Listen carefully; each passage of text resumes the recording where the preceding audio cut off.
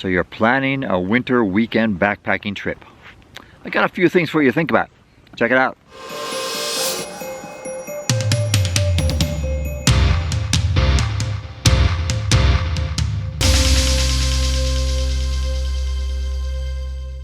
Well, I was sitting around a campfire this morning thinking about how different winter hiking is and backpacking compared to summer. Your nose drips more in the wintertime. Bring along a handkerchief. I'll be right back. Okay, that's better. So plan for shorter distances. Because in the wintertime we're carrying more things and your muscles can stiffen because it's cooler. You have more layers on, so it's a little bit harder to move quickly. The snow slows us down, whether you're on snowshoes or whether you're just trying to be careful walking because it's a little bit slipperier. Or maybe you're walking through snow and it's just slower. So if you're doing, 10, 12, 15, 20 miles in the summertime, plan like maybe half of that, whatever you're doing, just to give yourself enough cushion room to deal with how slow it is in the wintertime. And of course the obvious, you have to bring more layers, more winter gear, more clothes, more warmer clothes, which typically means it's heavier, right? So you're gonna have maybe at least one pair of gloves. I usually carry two different kinds. You might bring glove liners, extra socks, layers of clothes. There's different warmth layers. I carry this all kinds of little things, a couple extra hats. You have boots that are a little bit heavier. You might bring sleeping clothes that's a little bit warmer. You also might bring extra gear, like if you're going to be in a place that is going to be a little bit steep, or ice axe, not uncommon in like Colorado area. You're going to be bringing maybe micro spikes, or maybe snowshoes, or maybe both. You might bring crampons depending on what kind of terrain you're going to be getting into. A camping chair. If I'm backpacking, I love a camping chair in the wintertime because sitting on the cold ground, your pants could get wet, even if they're waterproof, or it's just colder sitting on the ground. For your clothes, you're going to have many layers. I've talked about this in other videos, right? You're going to have your base layer, which is going to be a moisture wicking, kind of a thin layer typically. You're going to have an insulation layer or layers. You might have a puffy, you might have an outer shell. So there's layers more clothes that you're going to bring with you in the wintertime. Another obvious thing is your sleeping system. You're going to need a warmer sleeping system. In the summertime you might have a 20 or even 40 degree sleeping bag or quilt. In the wintertime I have my 10 degree and I have multiple layers, and you've seen that on other videos. Okay, so a lot of that stuff was obvious.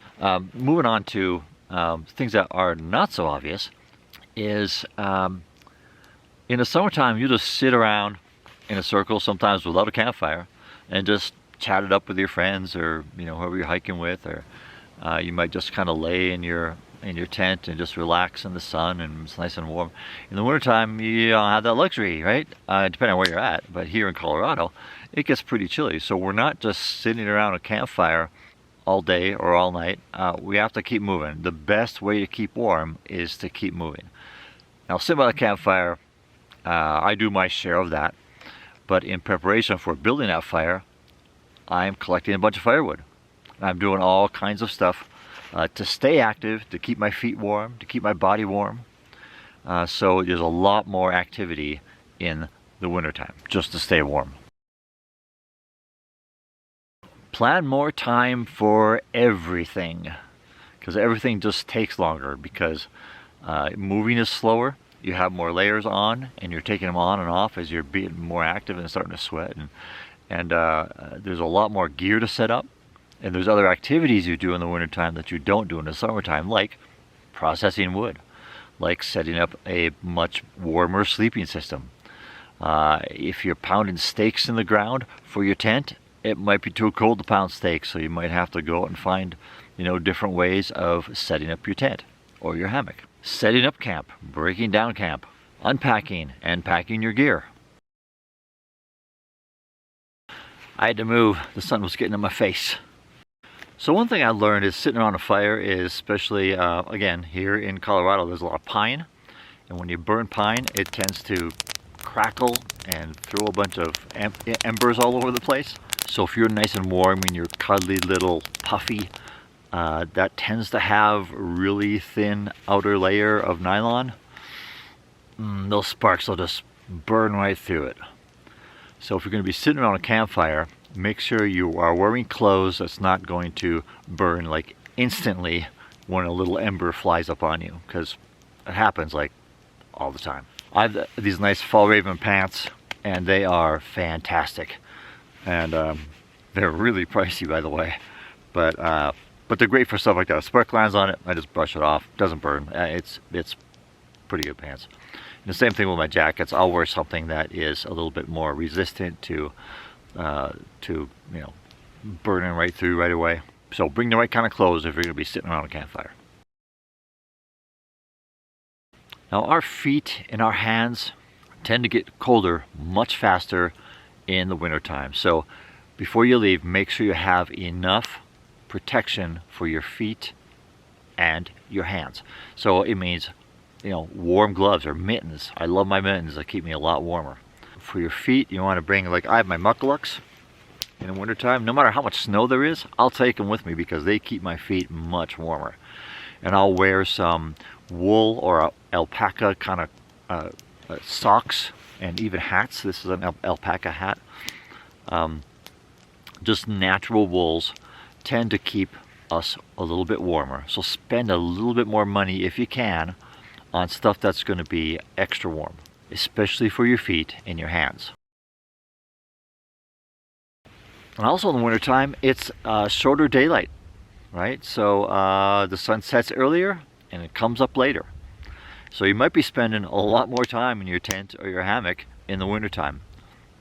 And also you have less daylight for daylight type of activities like preparing your wood, setting up your camp, you know, preparing your meals, and a lot shorter time for hiking. In the summertime, you might hike 10 or 12 hours a day. In the wintertime, you know, 6 or 8, you know, it's giving yourself time to set up camp and everything. So cut that down quite a bit. If you're in a climate like this, water freezes at night. So you have to figure out how you're going to do your water.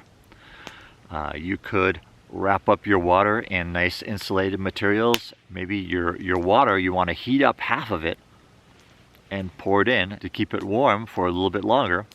So you might want to bring along a Nalgene and boil up some water and pour it in the Nalgene and wrap that up with the rest of your water as a heat source. You might want to melt snow. Alright, so just be aware that water preparation and keeping it from freezing is something you need to think about. Clothes take longer to dry in the wintertime. You might have to like put them close to your fire, not too close of course, and it depends how flammable they are. But if your clothes get wet, just know that they might not get dry depending on how long you're out. So be very careful to keep everything dry for as long as you possibly can. And if they do happen to get wet, then you can hang them up in the sun maybe, and during the day that might thaw them out if it's warm enough, or put them near the fire where they get a little bit of heat where they can dry out.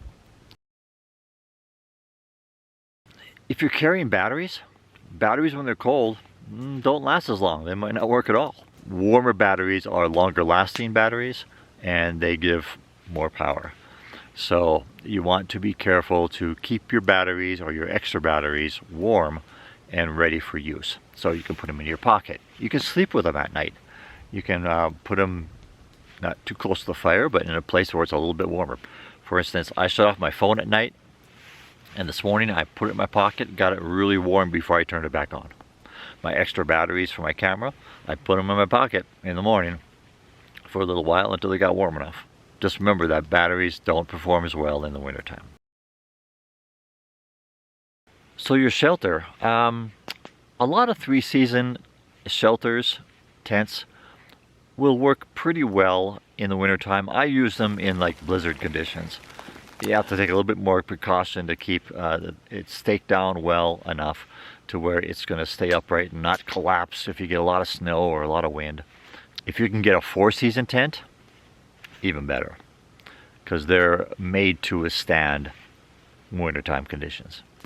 I have my hammock, and so I make sure that I pitch a little bit lower, and I have actually a video that talks all about how I use my hammock in the wintertime.